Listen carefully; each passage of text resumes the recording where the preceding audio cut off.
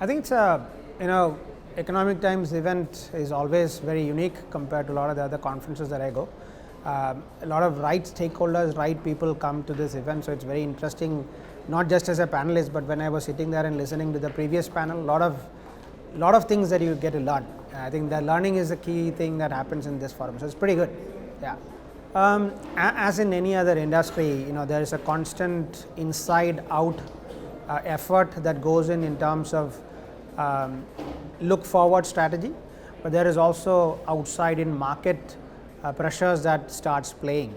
In Indian pharma has been focused on generics traditionally, which is still a big area of focus, but both of these pressures that I am talking about has now started pushing Indian pharma to be an innovative player, not just in the generics but also in the specialty drugs and unique molecules that has to be made. It can be complex generics, can be biosimilars, it can be other therapy driven care solutions. So we're now seeing the across healthcare spectrum. If you look diagnose, treat and care, Indian pharma was in the treat area, but now there is integration happening on the diagnostic side as well as on the patient care side, and this need not necessarily happen everything inside the pharma.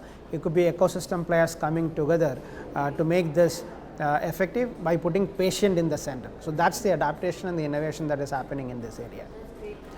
As we all know, Indian pharma is the pharmacy of the world. About 50-60% of the medicines across the generics medicine that is supplied to the globe is India. So that's the mainstay of Indian pharma. Now the second pillar is innovation that we just discussed.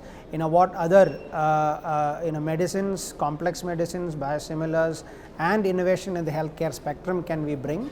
So that's the second pillar.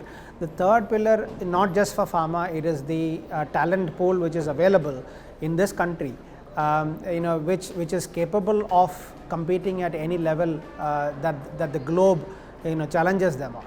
And these are the three pillars which will contribute in transformation of the organization, Indian pharma setup of the organization. But across these three, technology plays a significant role. The digitization and the digital transformation and the analytics that can be brought onto that huge amount of data that is generated right from the front end, Salesforce, market driven HCP, to the supply chain, to the manufacturing quality and R&D. The power of bringing all of this data together is going to be the foundation for these three pillars to transform. That's how I see it.